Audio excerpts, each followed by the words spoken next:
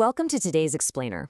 Let's be honest for a second. Have you ever been trapped in a car, listening to a toddler's favorite playlist on an endless, exhausting loop, and thought to yourself, this is just a random, mind-numbing string of noise? It's exhausting, right? Well, prepare to be completely surprised. Today we're going to act as a decoder for this rapid-fire, chaotic-seeming medley of children's songs. We're going to uncover the highly structured, surprisingly sophisticated educational pillars hiding right in plain sight. Turns out, there is absolute genius hidden inside that repetitive chaos. Okay, so here's our roadmap for today. 1. Decoding the toddler curriculum. 2. Routines, hygiene, and potty time. 3. Nutrition and healthy eating. 4. Early academics and opposites. 5. Safety and social skills. And finally, 6. Work first, play later. Let's jump right in. Part 1. Decoding the toddler curriculum. It's incredibly easy to look at the sudden, jarring jumps in these songs, literally going from the Muffin Man straight into a high-speed racing countdown, and think it's all just totally random. But actually, scratch that. It is a deliberate, multi-layered curriculum. A toddler's developing brain is essentially a supercomputer that craves rapid-fire data, but it needs that data delivered in a highly specific way.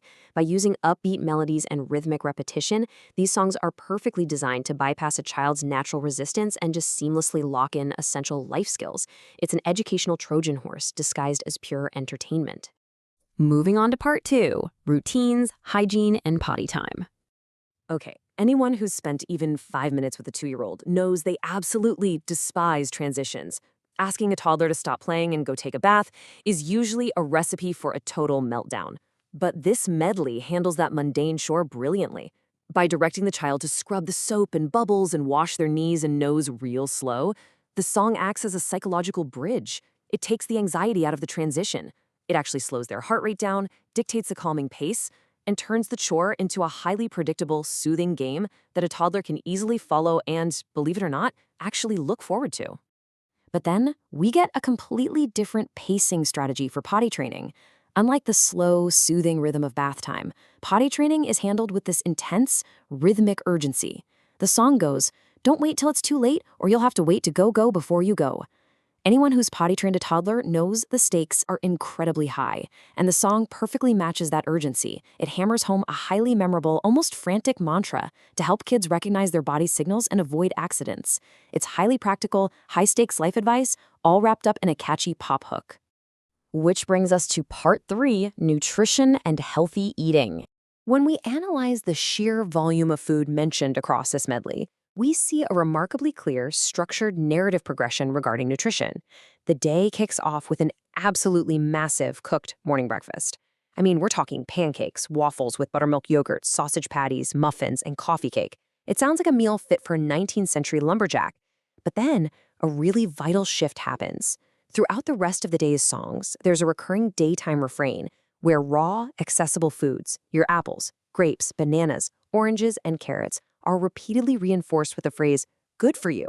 It's subtly yet continuously teaching children the essential difference between a hearty sit-down family meal and the kind of healthy, continuous grazing that keeps a toddler fueled throughout the day. All right, part 4, early academics and opposites.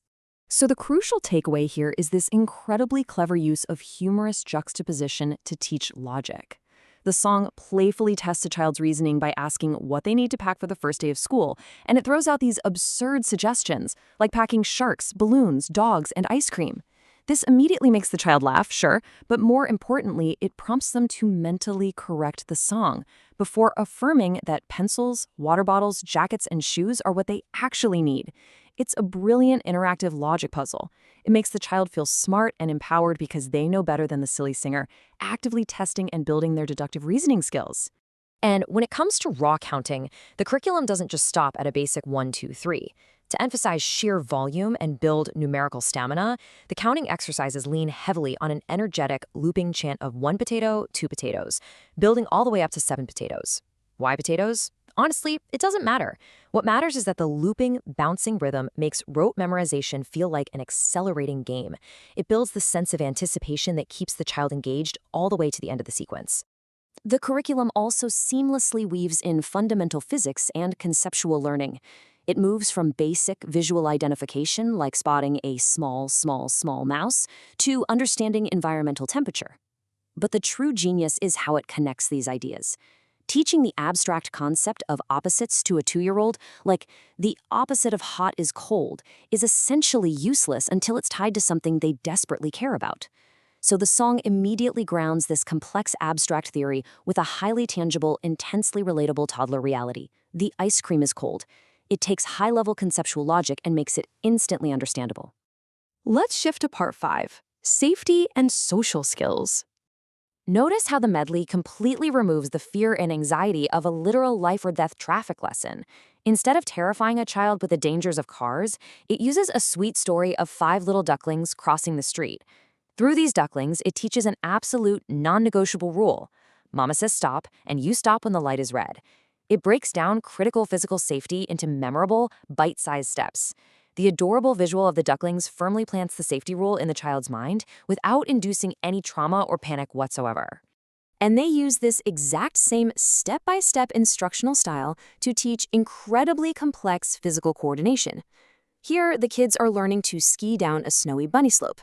The song breaks down a really daunting task. Boot in from the toe, push your heel down low, and then comes the critical instruction to make a pizza shape with the skis. Think about how brilliant that metaphor is. It takes confusing anatomical instructions about inward rotation and angles and completely replaces them with a toddler's absolute favorite food.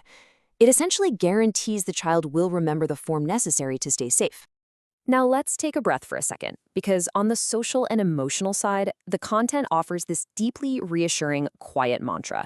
I want you to know you're not alone. I can help somebody too. Amidst all the fast-paced counting, the loud animal noises, and the frantic potty alarms, this is a profound moment of emotional teaching. It actively promotes deep empathy. Telling a young child you're not alone while simultaneously empowering them to help somebody too creates a powerful emotional anchor. It teaches them that they are safe and that they have a real responsibility to be kind to others. Finally, part 6, work first, play later. Here we have the story of the ant and the grasshopper unfolding over 3 distinct seasons. In the warm summer and crisp autumn, the ants are diligently working and storing food, while the grasshopper just sings and plays his fiddle. Then, the icy chill of winter arrives. Think about how sophisticated it is to introduce the concept of long-term consequences to a child whose concept of time usually only stretches to their very next snack. This vivid, chronological timeline brilliantly illustrates the looming, inevitable threat of winter, placing a complex narrative structure right alongside simple songs about putting on your shoes. The fable concludes with a powerful realization from the cold, hungry grasshopper. I am sorry I played the days away. Work comes first, then I'll have time to play. This completely anchors the chaotic, bouncy fun of the overall medley with a deeply traditional, structured moral lesson. Delayed gratification is an incredibly complex executive function for a human brain to master, let alone a toddler's. Yet here it is, cleverly disguised as a story about a bug playing a fiddle, simply stating that responsibilities have to be handled before we can relax. It really makes you wonder, doesn't it? We started out looking at what felt like a random, exhausting assortment of toddler noises, but we've uncovered a masterclass in behavioral framing, safety, logic, delayed gratification, and profound empathy. If a simple medley of children's songs can contain such a highly structured curriculum of hygiene, academics, and morality, what other massive lessons are hiding in plain sight, embedded right beneath the surface of the seemingly simple entertainment we consume every day? Thank you for joining me on this explainer, and keep looking for the hidden structure inside the chaos.